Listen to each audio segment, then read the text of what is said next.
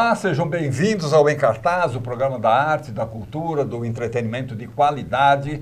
Estamos no ar aqui pela TV Aberta São Paulo, na Vivo e na Claro, e para todo o território nacional, pela TV Com Brasil, nesses canais todos que estão passando aí embaixo.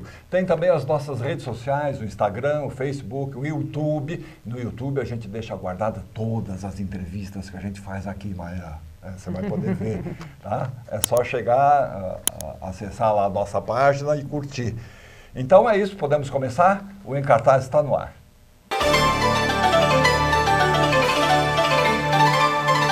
Anorexia, identidade, fome, alimentação, olha, os temas do espetáculo Psi, chefe Psi. Chefe Psi. Chefe Psi.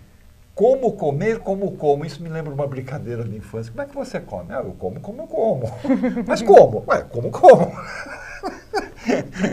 Maíra Maciel, tudo bom, menina? Tudo bom, prazer te receber filho. aqui. Seja bem-vinda, primeira vez aqui no programa, né? Sim. É uma experiência traumática. Nossa, meu Deus. Mais um trauma na sua vida. Sim, vou ter que fazer uma outra peça. Uma outra tem. Me fala aí do espetáculo do Chefe Psi, como é que surgiu essa ideia? Então, né, o Chefe Psi, ele surgiu a partir da experiência, assim, acho que o germe dele foi o Feminino Abjeto, uma outra peça que eu fiz, né, junto com a direção da Janaína Leite, a partir de um laboratório de criação, junto com o grupo 19 de teatro. E aí teve esse tema, Feminino Abjeto. E no Feminino Abjeto a gente tinham 3 questões, né, mais importantes. Uma era a minha relação com a comida, a outra era eu não sou bonita, e a outra tinha a ver com morte à minha mãe, alguma coisa assim, né? A relação com a mãe. E isso a partir de provocações, principalmente assim, desse conceito de abjeção da Kristeva, uma psicanalista, da Júlia Kristeva, e também pegava algumas referências da Angélica Lidl, né? Enfim, então aí começou, né, essa peça, e eu tratava muito dessa parte mais da comida, falando da relação com a minha mãe, né, acho que começava uma coisa mais autoficcional, né, minha mãe que me dava muita comida, né, enfim, às vezes, eu sou mineira, minha mãe mora em Belo Horizonte, eu tô aqui em São Paulo, e às vezes eu vinha pra cá, trazava uma mala de comida. Porque mineiro tem essa coisa, a relação com a comida é muito especial, né? E aí chegava aquele tanto de comida que, assim, me dava um desespero, uma comida que eu não ia conseguir comer, que ia lotar o meu congelador, assim. Enfim, aí falava um pouco sobre isso enquanto eu cozinhava, né, eu fazia um roux, que é um espessante que a gente usa para culinária, que leva manteiga e farinha, que você coloca no molho, né? Enfim, inclusive, como é que chama? Chama roux. É francês, R-O-U-X, roux. Aí fazia, tipo, vinha manteiga, farinha, para tudo quanto é lado, era uma meleca, assim, essa Feminina Abjeta era uma peça bem suja. Mas acho que é aí que começou, né? Que aí que... enfim, até me apresentando um pouco, eu sou psiquiatra e psicanalista. Daí o psi da peça. Isso, Então, assim, até então eu sempre gostei do teatro, fazia teatro na minha infância, adolescência, mas também por ser uma profissão mais difícil, né? Não era algo que era muito apoiado pela minha família, também mais tradicional. Então, eu acabei fazendo medicina em vez de seguir a carreira de atriz, mas isso seguiu como uma paixão, né? Ficou. E aí voltou esse núcleo, aí comecei a pensar sobre isso, essas questões de comida, e tinha também essa relação com, né, nesse eu não sou bonita, a questão do corpo com a imagem. E aí como me deu o desejo de continuar, né? Você é chefe também? Você cozinha? Não. Como é que é? Não, isso eu gosto... Como é que é a tua relação com a comida? Eu gosto de cozinhar, eu gosto de comer, apesar de ter medo de comer, acho que essa ambiguidade, mas eu não sou chefe. Mas eu cheguei a fazer um curso de uma semana e ver bastante coisa na TV, né? Nessas séries do Netflix. Tem muito, tem né? muita coisa, tipo Chef's Table, né? Para pensar um pouco nessa gourmetização, né? Que acho que é uma questão também que trata na peça. É uma crítica, né, que tudo é gourmet, a gente toma um café, não é só um café, né, você não toma mais uma cerveja, Skol, enfim, tem que ser uma cerveja. O prato não é mais um prato, é uma experiência. Tudo tem que ser, né, então a gente tem o parmesão, de onde que vem, tem que ser pequenos produtores, é orgânico, a né? vaca que só come capim, não sei do que. Então, Isso. Bom, e aí surgiu a ideia então de fazer o espetáculo. Isso. E aí eu comecei, e aí veio a pandemia, comecei mais na pandemia mesmo. Primeiro num laboratório de criação, junto com a Maria Amélia Fará, Mamé, que é do Grupo Hiato. Ela faz um laboratório de solos autorais junto com outras pessoas. E a gente fez uma primeira, né, algo aí virtual naquela época do teatro assim, meio estranho, assim. E aí depois eu retomei com a Janaína Leite, ela também fez um outro laboratório desses na pandemia, né, retomei e pensei de novo com ela ainda online. E aí terminando a pandemia eu achei que seria importante eu ter alguém para estar dirigindo comigo. Aí eu convidei a Tati Caltabiano, que é minha diretora, que ela fez assistência de direção nessa peça Feminino Abjeto. Acho que a Tati tem um olhar mais sensível, achei que seria interessante, ela topou. E aí a gente começou os ensaios. Agora, eu vi nas fotos, a gente vai mostrar as fotos daqui a pouquinho, vamos dizer, tem uma pegada japonesa. Sim, coisa, então... né? Começou justamente um dos primeiros ensaios junto com a Tati, e a Tati me fez a provocação. Mas como que a gente vai começar isso? Ou seja, vai ter essa peça meio palestra, meio programa de culinária, né? A peça, ela tem essa pegada, porque eu cozinho mesmo um peixe em cena, de verdade. Você cozinha em cena um peixe? Sim, tem essa parte até que é mais performativa. Eu tiro as vísceras do peixe, eu corto a cabeça, fileteio, enfim, tenho uma bancada com indução, né? Faço molho com a cabeça do peixe, tudo isso. Olha só. Mas aí a gente pensava, como que vai começar? Ela falou, olha, talvez seja interessante a gente começar de um jeito, né, enfim, mais solene, ela com essas facas, com uma espada. A Angélica Lidl, essa atriz espanhola, ela tem uma peça com a espada, uma coisa bem, assim, triunfal. E aí eu lembrei da Renata Azato, que é quem faz tanto a assistência de direção agora e a preparação corporal, que ela foi minha professora de poética japonesas quando eu fazia curso de teatro no Fátima Toledo. E aí eu gostei muito, eu gostava muito dessa matéria, de como que era essa questão do Zen, como que eles lidam com... Tem não sei, nem sei muito bem de que dizer, mas é um cuidado e um rigor, rigor com o trabalho do corpo do ator. E esse rigor, ele te dá uma base que faz com que a gente, como ator, não oscile tanto, né? E passa uma verdade, né? Essa limpeza, essa pureza, que o movimento vai ser praticamente ele só, né? É uma presença. O teatro a cerimônia do chá, né? Tudo é revestido, vamos dizer, de um rigor e de uma solenidade, né? Isso. Que para nós, eu falo, nossa, é um outro mundo, é um outro universo. Né? E aí veio essa questão das camadas, né?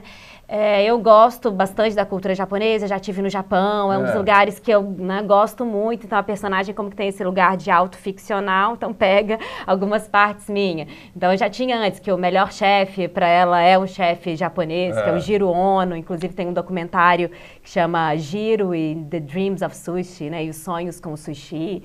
Ele, enfim, tinha sonhos com sushi perfeito desde criança, e ele já tem 90 anos e a vida dele é para comer o sushi perfeito. Então muito tem, bacana. Bem legal.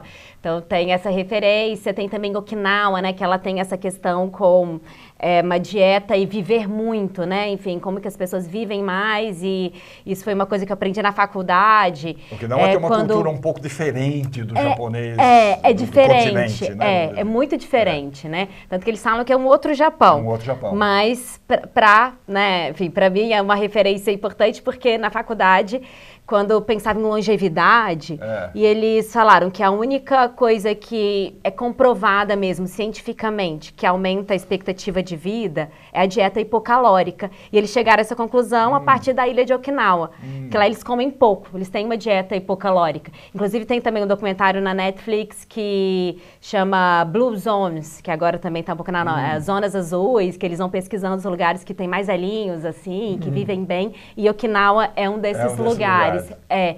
Então aí Quer dizer, surgiu... você foi juntando essas isso, aí referências surgiu todas. isso, e para tudo para pensar no mínimo, né? Tá. Enfim, na anorexia como mínimo, essa referência do minimalismo, de comer menos, né? Que é o ideal dela, é comer menos, e a cultura japonesa também como menos. E aí ficou os movimentos, o menos é mais, né? A essência do movimento, a gente tirar todo o excesso. A personagem, ela tem um horror com a gordura. Então, esse menos vai vindo nessa a gordura é muito... Isso. Quer dizer, a gordura do alimento, mas a gordura do gesto, também a gordura da palavra. Isso, do excesso. Todos os excessos, né? A gente tem umas fotos aí, vamos botar as fotos, aí você vai falando pra gente o que tá rolando. Nós estamos falando do espetáculo Chef Psi, Como Comer Como Como. É ótimo esse nome.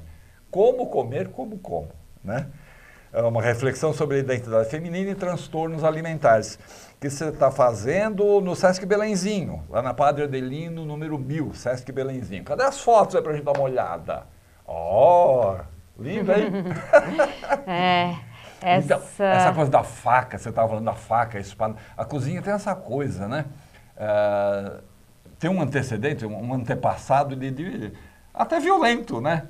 Trabalhar com facas, com cutelos, né? Espadas, né? Esse tipo de coisa, né? A culinária tem isso, né? Tem mesmo, né? Tanto que uma das facas que eu falo, que eu apresento, acho que é uma faca viking. Faca viking? E aí ela fala, né, a personagem, que os vikings têm essa relação, né, de caça, que mata um urso e aproveita tudo daquele animal, né? Rasga então, o animal, abre, né? É violento, né? Aí já é um momento mais zen e tal. Opa, o que temos ali? Esse é o momento final da peça. E aqui eu tô tomando saquê. Você tá com um prato ali já pronto? E eu tô com um prato pronto. Que você produziu durante o espetáculo. Isso, é o prato. É o tal do peixe. É o prato que eu tô ali. Cada espetáculo você pega um peixe novo. É um peixe novo. É uma despesa, hein? E aqui ali a bancada de trabalho. E a gente tem uma animação, que ali tá mostrando esse peixe aí já mais de espinha, né? Esse peixe ele vai também mudando durante o espetáculo. E é uma segunda camada, quase meio que um alter ego dela. O peixe que eu cozinho, o peixe que vai estar na animação. E essa relação que ela tem também de fundir com esse peixe, né? A ligação, quer dizer... A relação dela com a comida que ela está preparando. Isso, que é o que depois vai ser parte do corpo dela, né? Na medida que ela vai comer, né? Esse vai fazer parte. Vai ser integral. parte de mim, né? Sim. Opa, olha, uma katana. Uau! Você fez algum exercício de katana, alguma coisa? Então, eu fiz uma preparação com toshi, que ele deu algumas preparações do Kendo pra gente, né? O Kendo é um... Isso é a arte da espada, A arte da espada. Isso, no Japão. Então, sim, foi pouco, né? Não almejo ser... Suficiente para você não cortar os dedos. Ali você está se pesando. Sim. Né? Muita gordura ali ou não? Tem que ver. Nossa, esse é um cutelo? É uma faca? O que é isso? Essa é uma faca. Essa é uma faca mais já rústica, né? Então, Ele é de ferro e tá oxidada ali, né? Dá parece pra aquelas ver. facas que a gente vê nos filmes antigos mesmo, né? Aqueles facões. Né? E esses instrumentos todos você encontrou, você produziu, você mandou buscar essa faca, por exemplo? Olha, o meu marido gosta de faca, então ele tinha algumas facas. Seu marido gosta de faca? Gosta, então, sim. Ele gosta de fazer churrasco, então tem as facas para o corte da carne. Todo o equipamento. Então tem isso, né? Então tem algumas que são emprestadas ali e algumas eu comprei, por exemplo, o cutelo, né? Que eu tenho um cutelo, achei importante para cortar a cabeça. A katana também encomendei, foi assim. Puxa vida, menina! Quer dizer, então o espetáculo é uma reflexão sobre os impactos então, da comida, dos excessos, da gordura. Isso, é sobre isso e no fundo a questão, né, por que se preocupa tanto, né? Acho que a dificuldade em aceitar, né, o corpo, né? Uma dificuldade, a busca pela forma perfeita, por ser perfeita, por ter o corpo perfeito, né? Que eu acho que é uma questão muito feminina aí, né? Que acho que a gente vê, eu vejo tanto na clínica, né, psiquiátrica, psicanalítica, que grande parte das mulheres não está satisfeita e luta, né, com dietas, tem sintomas alimentares, compulsões. E há toda uma mídia, há toda uma, né, há todo um mercado em cima disso também, né? Sim, o padrão de beleza que a gente tem, né? Quando você vê na televisão, enfim, nas modelos, nos filmes. E aí você vê, e aí depara com a pessoa que você vê na televisão, nossa, são muito diferentes. Então eu sou feia, eu não vou ser amada, eu não vou ter algum lugar porque eu não tenho esse corpo, eu não estou bonita. Então tem muito sofrimento mesmo, assim, a baixa estima, né? Você vê isso muito no teu consultório? Muito. Consultório com amigas, direto, né? Já de cirurgia plástica, o Brasil é um dos lugares do mundo em que as pessoas fazem mais cirurgia plástica. Exatamente. Né, estética. E o risco, né, que muitas vezes, devido a essa cirurgia... sim. Né? E não só mesmo profissionais bons, porque sempre tem um risco uma cirurgia, né? O que a gente viu, às vezes teve casos, às vezes, de modelos, né, que tinham corpos bonitos, mas mesmo assim fizeram lipoaspiração e depois foram ao óbito. E uma preocupação que eu vi recentemente, quer dizer que a média de idade das pessoas que estão fazendo procedimentos estéticos está cada vez mais baixa também. Quer dizer, muitos jovens... Sim. Muita moçada, 15, 16, 18 anos fazendo cirurgia estética, caramba! É muito botox, porque elas ficam muito com a câmera ali o tempo todo, né? TikTok, tudo, então também tudo aumenta, né? Então, sei lá, com 20 anos já tem uma micro ruguinha de expressão, nossa, não dá pra ter, aí tem que fazer botox. Impressionante, né? Então vamos lá, é o Chefe Psi, como comer, como, vamos dar o serviço aqui, até o dia 15 de dezembro, sextas e sábados às 9h30 da noite, domingo às 6h30 da tarde. O Sesc Belenzinho, lá na Padre Adelino, número 1000. Você faz para um público pequeno, né? Isso. Intimista, a sala, vão ter 50 lugares. 50 lugares. Isso. Então é bom reservar pelo site do Sesc. Isso, é importante, reservar antes. Porque essa experiência, né, de estar próxima é importante, né, na peça, né? A gente sente momentos... o cheiro do peixe sendo tem momento que tem um pouco de interação com a plateia, mas não muito, não precisa se assustar. Não vou chegar com faca perto de ninguém. Cutela, katana, tal, essas coisas dela. Até o dia 15 de dezembro, sexta e sábado às 9h30 da noite, domingo 6h30 da tarde, Sesc Belenzinho, Padre Adelino, número 1000. Legal, menina, que trabalho diferente. Original. Sucesso para você. Tá? Boa sorte lá. Deixa eu ver o que nós temos agora. Temos filme. Hora do dica do filme, hora do trailer de hoje, que a Sandra Vastano selecionou pra gente. Vamos dar uma olhada.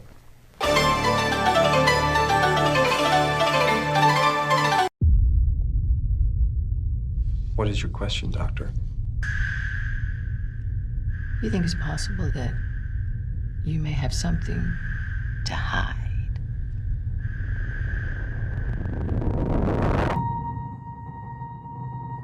Lie to everyone. Pretend to be someone you're not. Risk your life on a daily basis. No glamour.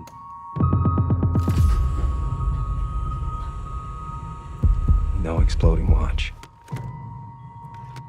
I believe there's one type of agent. The insane. We lost an agent.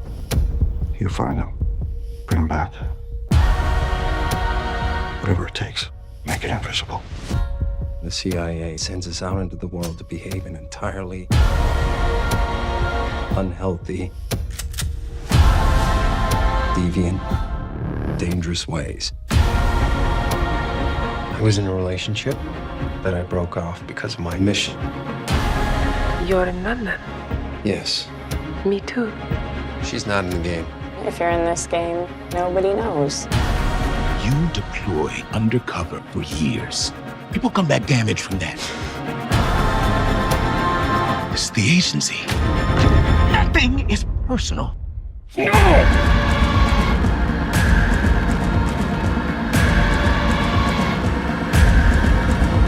I never thought I would see you again. You just vanished!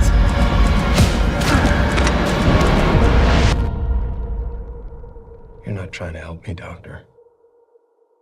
You're worried I may have somehow become sane.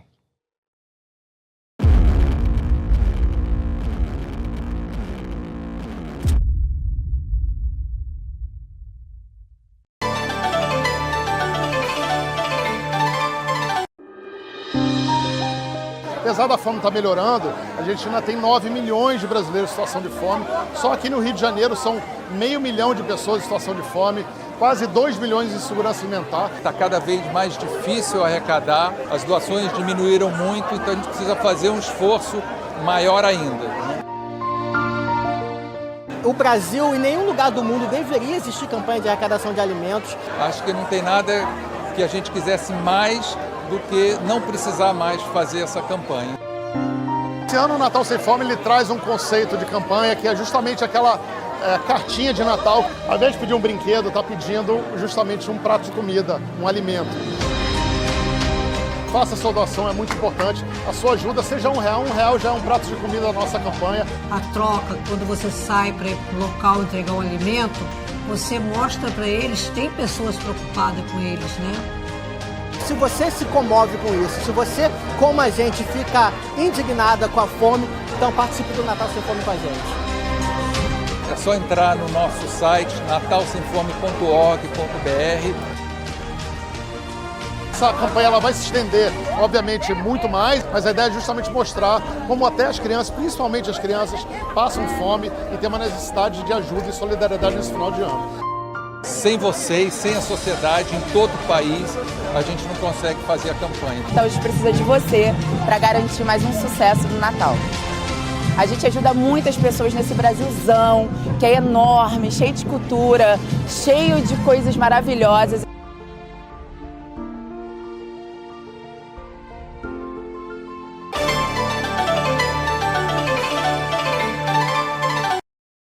Dança, teatro, cinema, uma mostra de trabalhos dessas áreas artísticas está acontecendo em São Paulo. Vamos ver como é que é isso aqui com a Alessandra Queiroz. E aí, menina? Tudo bom? E com o Tiago Reis Vasconcelos. Olha o nome, né? Tiago Reis Vasconcelos. Brincadeira. Tudo isso é o Moquém em Pindorama. Primeira pergunta. Moquém, o que é um Moquém? Quem explica o que é um moquém? O moquém é uma grelha. Ah, é uma grelha. É uma grelha que os nossos povos originários utilizavam para fazer os seus grandes banquetes. É mais ou menos isso que está aqui no cartazinho de vocês, né? Vai mostrar. Uma tentativa de uma reprodução em uma grelha. E como bons antropofágicos, trazemos o nosso alimento com esses convidados que estão integrando a mostra do Moquém em Pindorama. A grelha é o Pindorama. Isso. Me fala um pouco do Pindorama, quanto tempo vocês estão com esse espaço lá?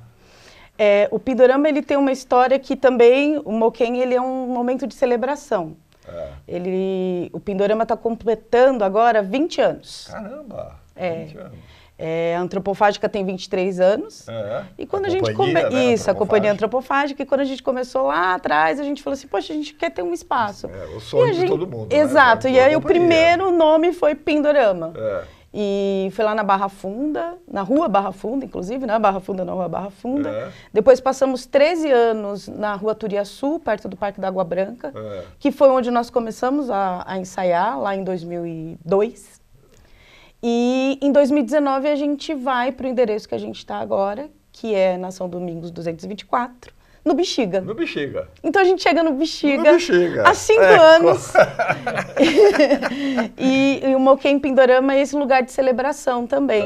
Desses 20 anos da sede da Antropofágica, mas também dessa nova sede que, devido à pandemia e tudo mais, a gente começou a ativá-la a partir de 2022. Perfeito. E o Moquém é a primeira vez, a primeira edição do Moquém em Pindorama? Primeira edição. Primeira edição.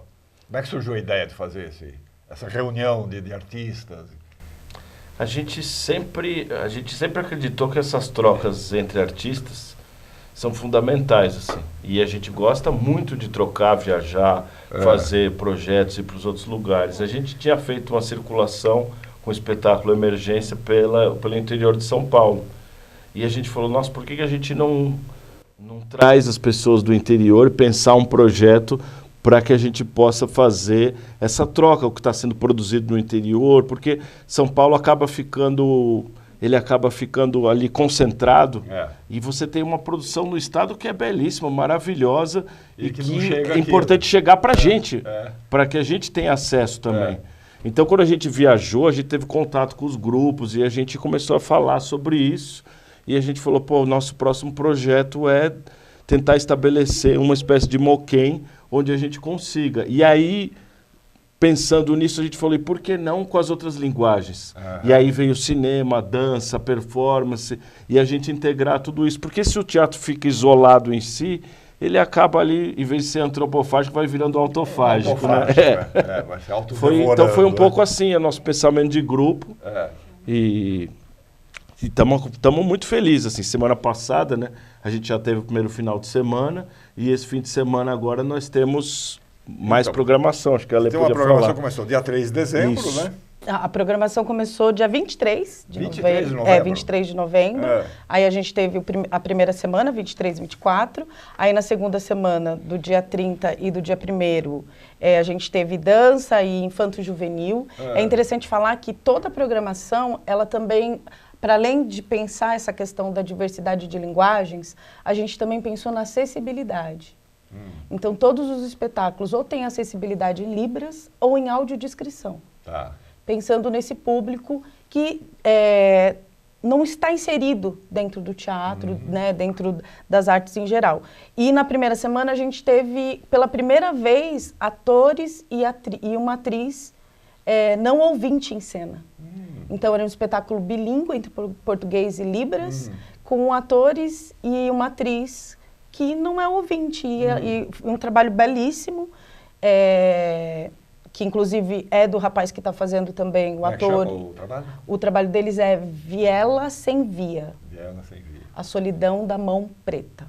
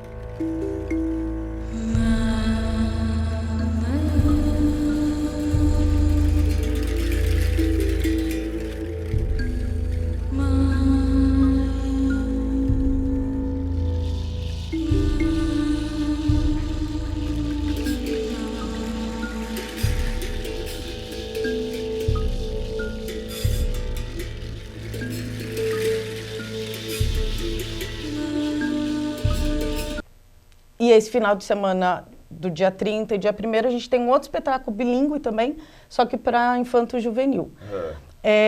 A gente vai ter também espetáculo de dança, com a Ao Quadrado, companhia de dança, companhia de teatro e dança, chama Preto Abstrato. E o Fios Ancestrais, que é um documentário. Fios, a gente vai falar dele já. Isso, Fios Ancestrais, que é um documentário no pessoal de São José.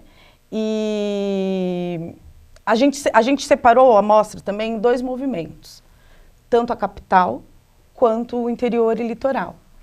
Porque para ter essa mistura é interessante, a gente não vai deixar de lado a capital, a gente trouxe também espetáculos daqui mesmo, e trabalhos daqui de São Paulo. E trazendo do interior para ter essa troca também, que a gente acredita muito. E na segunda-feira, dia 9, a gente tem o Autorretrato com Fridas e Flores, ou Garatujas de uma Manhã Típica, que é um espetáculo da Ruth Melchior, que é um espetáculo da Antropofágica, o solo da Ruth, mas ela é da Antropofágica, é um espetáculo produzido pela Antropofágica, que acontece no dia 9. E tem também o curso, porque aí a gente falou, vamos também tá rolando, né? Vai dia 3, 4 e 5, às 19 horas, e dia 10 encerra. E é importante dizer que o curso, não importa se você vai 1 dia, 2 dias, 3 dias, 4 dias, pode ir quando quiser, está aberto, também nesse espaço de troca dessa formação. Vamos falar. As inscrições estão abertas ainda. Sim. Ah, estão abertas? Ela vai Como até... É que faz? Como é que faz? Tem um endereço? Tem o nosso Instagram, que é o @antropofágica-teatro.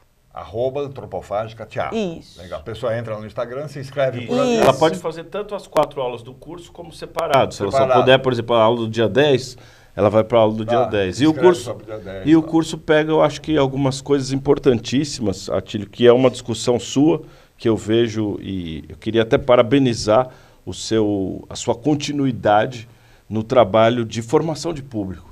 E o curso fala sobre isso. Ele vai falar sobre a importância da arte e a subjetividade.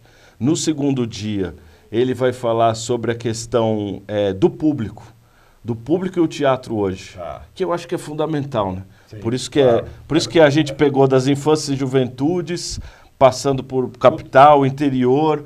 Então, por quê? Porque a gente está a maior preocupação nossa hoje, junto com essa questão do público. Sim. E o terceiro dia é a relação do teatro com as políticas públicas, que também diz muito. Hoje em dia a gente vê um ataque gigantesco, é muito importante as políticas públicas para que a arte possa acontecer. Não só aqui, sempre foi na história da humanidade o envolvimento entre a arte e as políticas públicas, a gente também discute isso. E no terceiro dia é um dia mais comemorativo e de experimentação, que vai ser sobre o Manifesto Pau Brasil, que faz 100 anos, o Manifesto Surrealista, que também completa 100 anos, e seria o aniversário de 150 anos esse ano de uma grande criadora teatral, que é a Gertrude Stein, que é às vezes pouco falada. 150 anos da Gertrude. Então, o curso, para quem conseguir ir todos os dias, vai pegar todo esse... Mas às vezes a pessoa quer ir lá para discutir a questão do público e o teatro, das políticas públicas. Então, ele é um curso com uma dimensão muito prática de quem está ali, que é do teatro ou que é do público, poder repensar também, porque eu acho que o papel do teatro com o público é esse diálogo entre a gente e quem está ali para assistir. Correto. E entre a gente, porque quantas vezes a gente também é o público de alguma peça, de uma dança, dos filmes. Então acho que é isso. Vamos falar dos espetáculos que vão acontecer ainda. Dia 7 e dia 8, a gente tem o Preto Abstrato, que é da E2. É o Quadrado. É o Quadrado. É o Quadrado. Né? É o Quadrado. É o Quadrado, Companhia de Teatro e Dança, que é da onde? Que é daqui de São Paulo. Daqui de São Paulo. Que é de São Paulo. A gente tem umas fotos aí. Vamos botar as fotos do Preto Abstrato. Acho que é foto ou é filme? É filme, é um VT tem um teaser, do Preto Abstrato. Vamos dar uma olhadinha? Aí você explica pra gente mais ou menos o que é o espetáculo, tá? Preto Abstrato.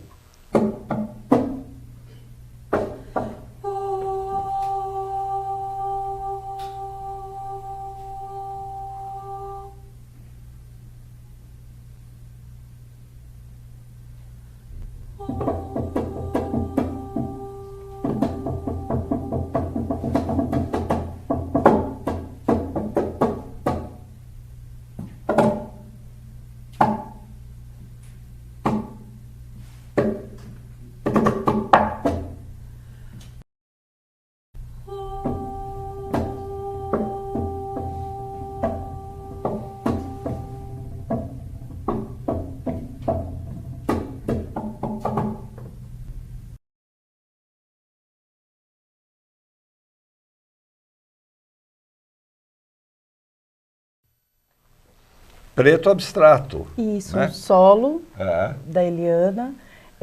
Ela que também está acompanhando a mostra, tem ido assistir os outros espetáculos, porque é isso que o Thiago falou, né? A gente passa a ser também o espectador dos outros trabalhos. E esse solo, a gente fez uma curadoria.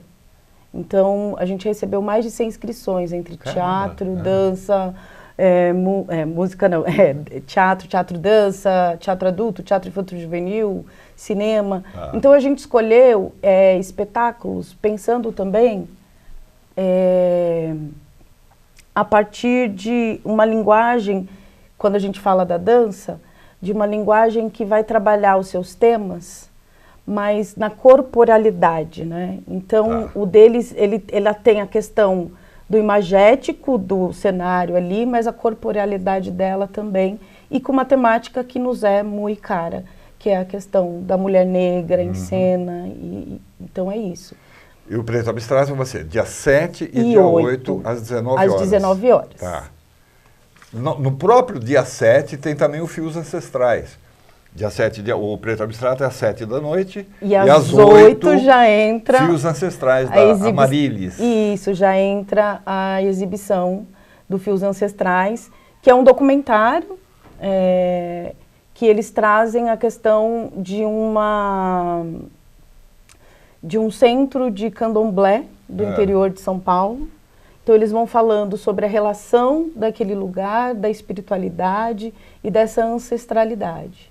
Então também, mais uma vez, eles são de São José.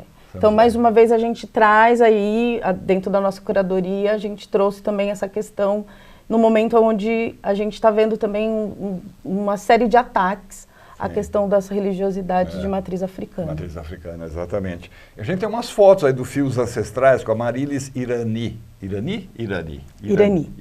Amarilis Irani. As fotos...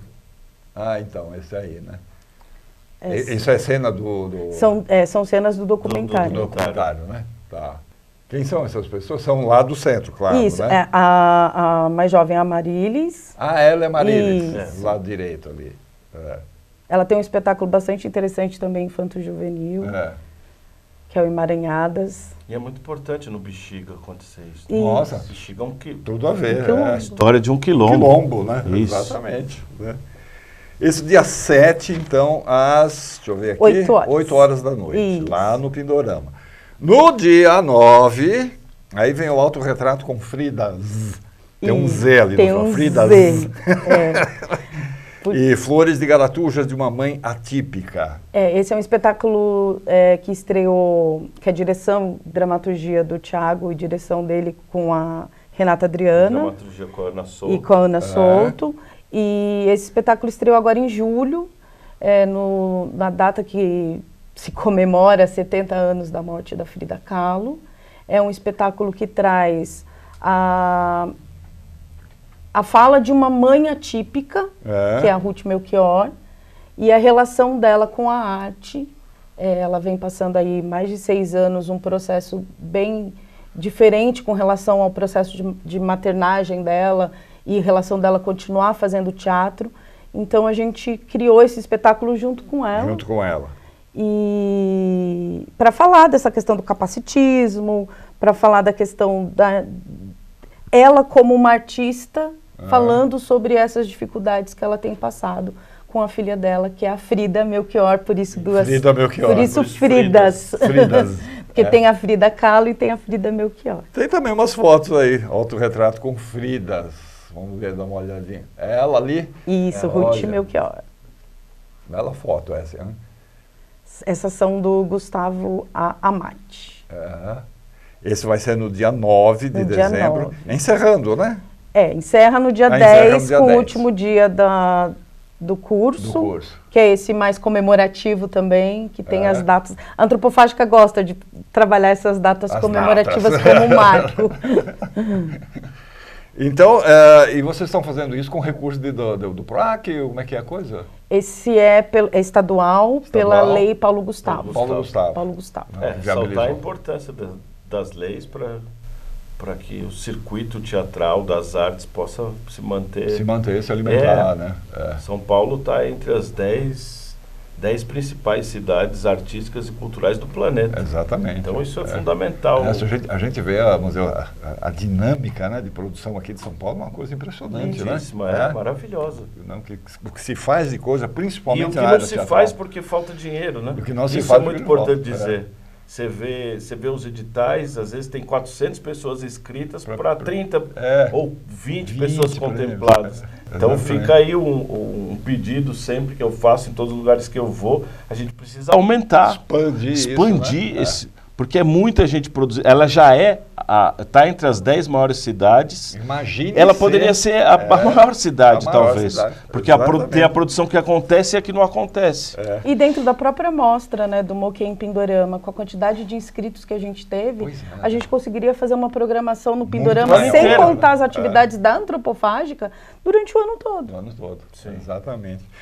Bom, então vai até o dia 10. Isso. Vamos dar o endereço do Pindorama, do Teatro Pindorama? Rua São Domingos, 224, Bexiga. São Domingos 224, Bexiga. Quanto paga para ver? Nada. Nada. Tudo com acessibilidade. Gratuito, é só chegar. É só chegar. Só chegar. E quem quiser se inscrever no curso... Está aberto as inscrições até o dia 9. Até o dia 9. Isso. Lá no Instagram da No Pindorama. Instagram, isso. Maravilha. Maravilha, Viram tia. outros moquens? Virão outros, com Assim certeza. desejamos. E voltaremos aqui. Assim desejamos. Tchau, Prazer, prazer obrigada. te ver aqui, Thiago. Prazer. Tudo de bom, Até já, cara. Tílio. Até Prazer. a próxima, tá? Até a próxima. Deixa eu ver o que nós temos agora.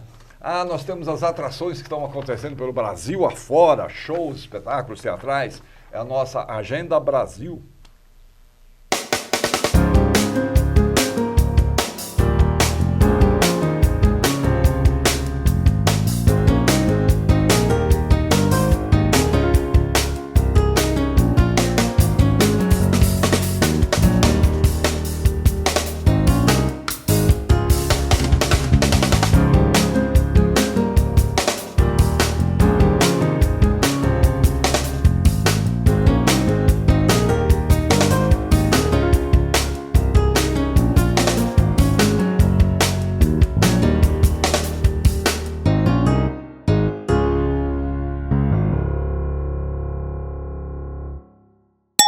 Oswald Andrade está entre nós, está sendo devorado no palco do Sesc Pompeia. Uma das devoradoras é a Regina França, que está aqui com a gente. Ei, garota! Oi. É bom devorar o Oswald Andrade. Nossa, é maravilhoso. Né? Ele alimenta mesmo. Alimenta, né? Sustenta, alimenta e sustenta. Dá sustância. Dá. Não, ele é uma alimentação que assim, que ela perdura, sabe, nos dias que a gente não está fazendo a peça.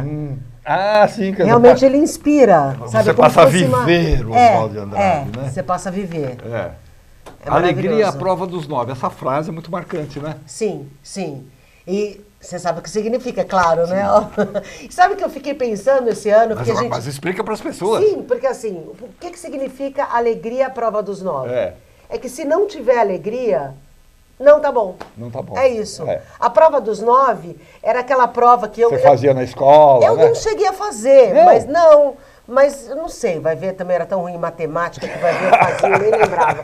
Mas assim, de qualquer forma, a prova dos 9 é que assim, você faz aquela conta, faz aquele trem, e daí tem que dar 9. Tem que dar 9, exatamente. Tem que dar 9. Então, quer dizer, quando dá 9, você fica feliz. Porque você fala, acabou a prova, ufa, vou pra casa. Que alegria. Que alegria. É a prova dos 9. Deu certo. É quando dá certo. E o que quer dizer a frase?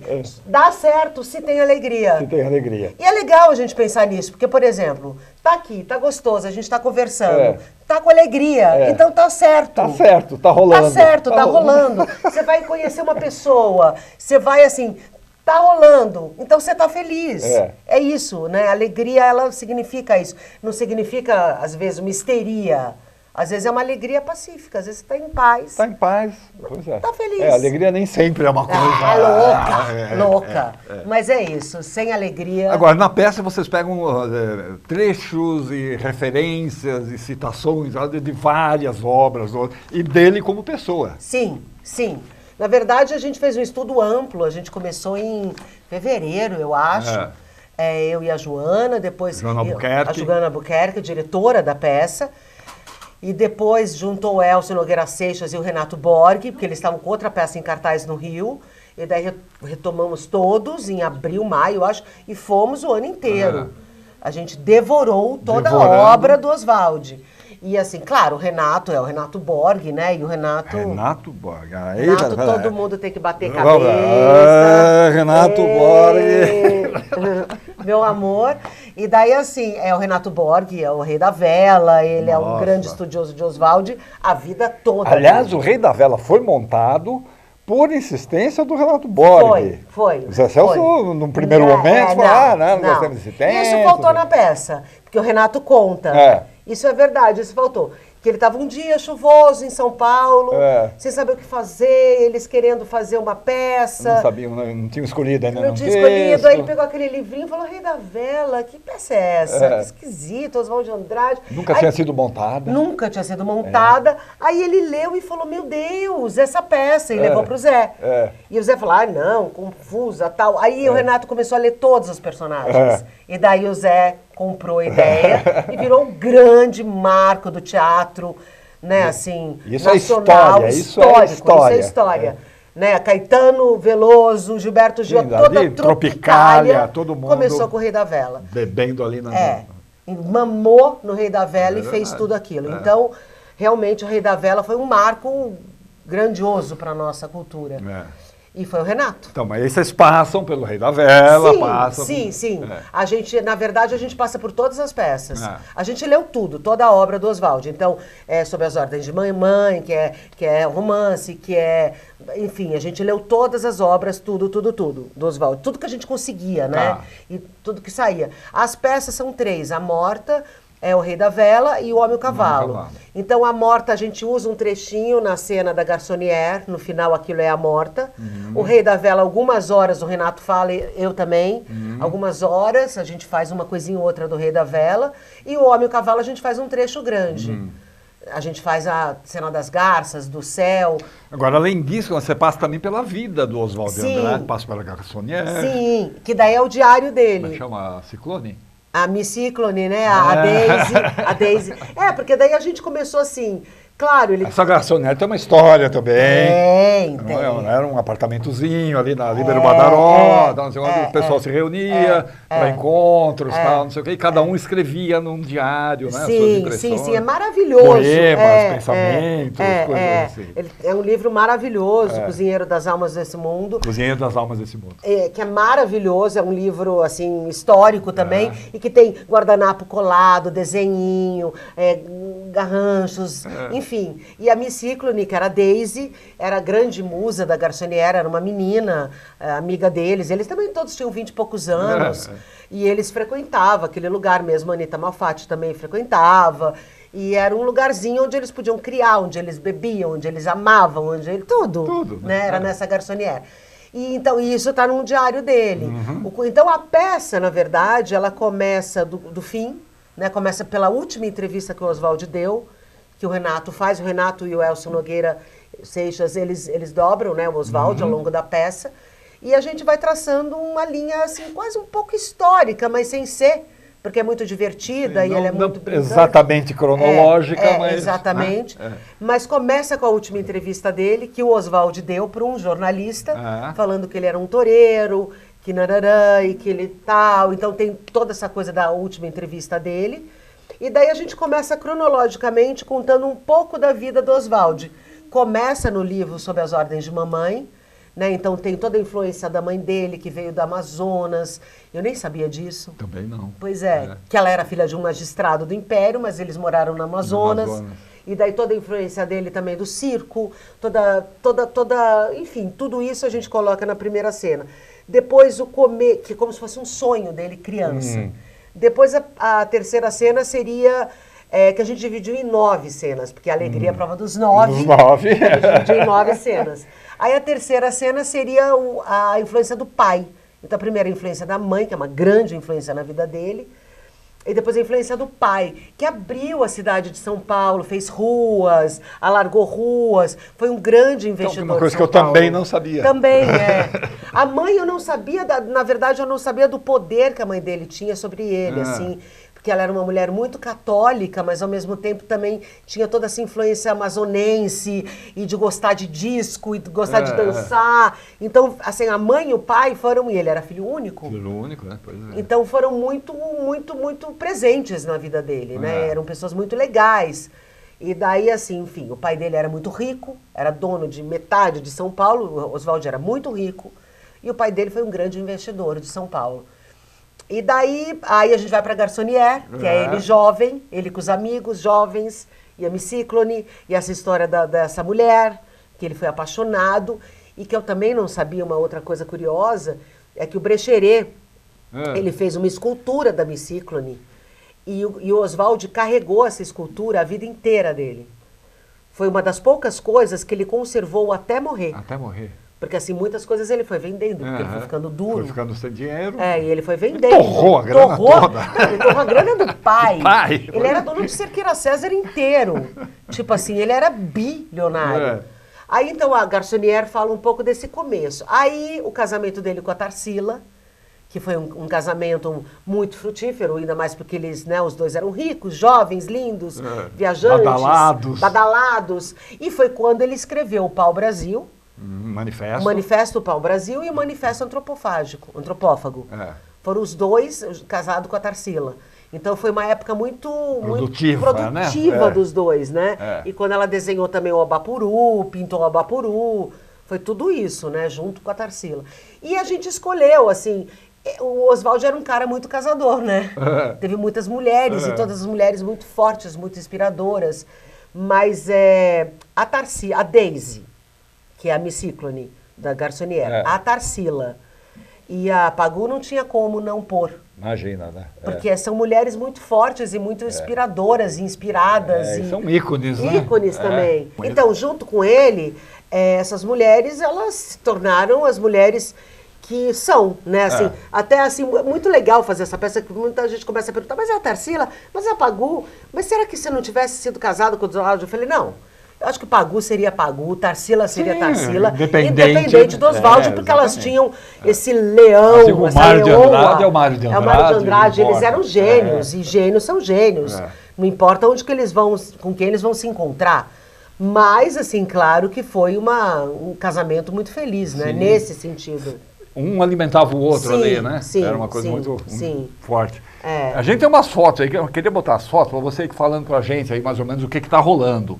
Nós estamos falando do Alegria à Prova dos 9. Vocês vão fazer até que dia? Essa foto é da época do Tarcivaldi, que é quando a gente está em Minas Gerais, e daí a Tarsila. Tarcivaldi. É o casal. É o casal. Tarsila e Oswald. E Oswald, que foi apelidado na época de Tarcivaldi, que era o casal ícone. É como se fossem uma pessoa só, o Tarcivaldi. Olha, que roupa é essa, garota? É a Dona Inês. É porque ela mora no céu, então ela tá vestida de nuvem. Eu fiquei pensando hoje que faltava uma cruz. Uma cruz, né? Porque ela era católica, mas ela mora no céu. Lindo, lindo. Aí é o Adolfinho. O Adolfinho. Esse personagem existe, tá no Homem Cavalo, é o Adolf Hitler, ele é uma sátira, ele é um boneco do mal, né, na peça O Homem Cavalo. É encantador ele em cena. Adorei esse gramofone. Ai, menina, coisa linda, né? Que coisa mais... Então, a mãe do Oswald que mostrou pro Oswald o que era um gramofone, as músicas, por isso que a gente pôs, porque é um fato pitoresco bonito. Um dado familiar, né? Familiar, E a moça que fez os adereços é maravilhosa, a Renata, adoro ela, Bárbaro. Olha uma parte do elenco aí, você com o Elcio e a Fernanda Dumbra. E a Fernanda Dumbra. Aí a gente, as duas amarrando as Daisies amarrando ele, né? Porque na verdade elas morreram. Ela morre, elas não, era só uma mulher. E ela morreu de um aborto mal sucedido. Então essa culpa também ele carrega para o resto da vida dele. Então a gente praticamente começa a peça com essa cena, porque na verdade essa culpa vai acompanhar ele. Acompanhando durante toda a vida. Grande Renato Borg. É linda essa foto. É o Renato com a Fê nessa cena e ela faz a Maria Antonieta Dalckmin, que é a última mulher dele. Então a gente pôs, porque na verdade ela não era uma artista, mas ela acompanhou ele, foi a grande parceira de família tradicional, dele. Sim, né? Sim. Música ao vivo. Maravilhosos. Isso é uma coisa importante dizer, música ao vivo. Não, e música maravilhosa. O William Guedes, que fez todas as músicas da peça, e em cima de poemas do Oswald. A gente canta, né? Um trechico da Rita Lee, um trechico da Inesita Barroso. Né? A Marvada Pinga. A Marvada Pinga. A gente faz trechicos, mas assim, 80% é em cima dos poemas do próprio Oswald. Essa foto é a gente na guerra, né? O Homem e o Cavalo. Esses panos pendurados, vocês têm projeções neles, né? Sim, que a gente vai mostrando tudo da peça e tal. Ali somos nós. Oi! Quer dizer, um grande passeio pela obra e pela vida do Oswald de Andrade. E daí no final acaba, eu tô contando um spoiler da peça, eu não vou dar, Manda brasa. Então é isso, a gente vai contando tudo, porque todo mundo sabe também, né, que ele nasceu rico, ele morreu pobre, famoso. Que maravilha, né, você ter dinheiro e gastar tudo, não é maravilhoso? Tudo! Ah, eu queria tanto Gastou isso. tudo. Torrar toda essa grana. Torrou. E acabou pobre, né, acabou a vida dele pobre. E pouco reconhecido. Tanto que daí a gente acaba no final, eu faço a Marília também, a filha dele, né, que é viva, tudo, que realmente, assim, o ressurgimento do mito começou com o Homem e o Cavalo. Mito, o Homem e o Cavalo não, Correio da Vela. Correio da Vela. Mito bom, né? Mito da mitologia grega. Foi no Rei da Vela. Porque ele ficou realmente completamente esquecido.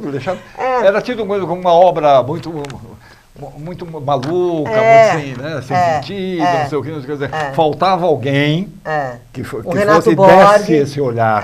Né? E é muito legal, assim, até no livro da Marília, ela conta que ela falava que ela era filha de um modernista na faculdade, e que daí ela chama Marília Andrade. E daí um professor falou assim, você é filha do Mário? Então, assim, ela sofria com isso, porque as pessoas achavam que ela era filha do Mário de Andrade. E assim, porque ninguém sabia quem era Oswald. Então, assim, é muito legal estar fazendo essa peça, principalmente para as pessoas mais jovens e tudo, saberem que cara doido, que cara legal. Que cara legal que ele era, né? Que ele era. Muita gente conhece só o nome. Oswald de Andrade, Oswald de Andrade, eu sei que foi. E tudo isso que a gente está falando hoje em dia, toda essa mistura, toda essa profusão de cultura que a gente tem que estar devorando e trocando, começou com ele. Essa antropofagia toda. Inclusive isso, por exemplo, é uma coisa que eu acho que a gente precisa resgatar. Porque, assim, por enquanto a gente está nessas divisões muito importantes de também a gente se colocar, né? Cada um no seu... No que acha, na sua bandeira. Mas trocar também essas bandeiras, criar pontes entre as ideias, entre as raças, entre tudo. Devorarmos-nos reciprocamente. Sim. Só isso une as pessoas. Só isso une as pessoas. Só a troca une as pessoas. Quando você vai, sabe, conversar com uma pessoa que não tem nada a ver com você, às vezes com um parente e tal, só a troca é que vai unir. Não é a divisão, é a troca. E ele falava disso. Bárbara, bacana. Vocês estão fazendo até que dia? Olha, a gente está fazendo no Sesc Pompeia até o dia 8 de dezembro. 8 de dezembro. E lá é que tem, assim, muita coisa que talvez não tenha mais em outro lugar. Porque lá também tem muita tecnologia, né? Muita câmera, muito... Que talvez, quando o espetáculo for para outro lugar, talvez não vá com tudo isso. Né? Depois a gente vai para o Itaú Cultural, a gente vai fazer 4 apresentações até o dia 15 de dezembro, no Itaú Cultural. E o ano que vem a Deus pertence, mas se Deus quiser... Estaremos aí. Estaremos aí. Estaremos. Muito bem, Regina. Alegria é a prova dos 9. A Regina está aqui. A gente que esqueceu de falar desse programa que é uma obra de arte, uma maravilha. Sim. Tanto assim, na apresentação gráfica quanto no conteúdo. Sim, maravilhoso. Bárbaro, muito bem escrito. Simone Mina, que trabalhou nesse programa muito, a nossa cenógrafa maravilhosa e diretora de arte, e realmente é um programa lindo. E que está lá à disposição, quem for assistir a peça... Recebe gratuitamente o programa, que é para guardar. Sim. É para guardar. Sim. Né? Regina, tudo de bom, linda? Obrigada, viu? Obrigada. Abraço para todo mundo lá. Pode deixar. Tá, espero vocês lá, hein? Vamos lá. Sim. O programa acabou, que pena. A gente volta na semana que vem. Acompanha nossas redes sociais, o Instagram, o Face, o YouTube. Aproveita a cidade de São Paulo, as ruas, as praças, os teatros, cinemas, tudo. Até. Se alguém quer matar-me de amor, que me mate no Estácio, bem no compasso, bem junto ao passo do passista da escola de samba do Largo do Estácio.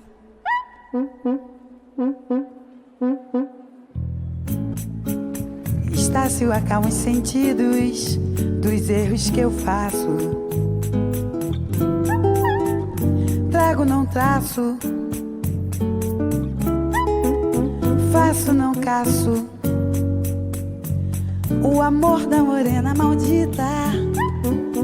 Domingo no Estácio,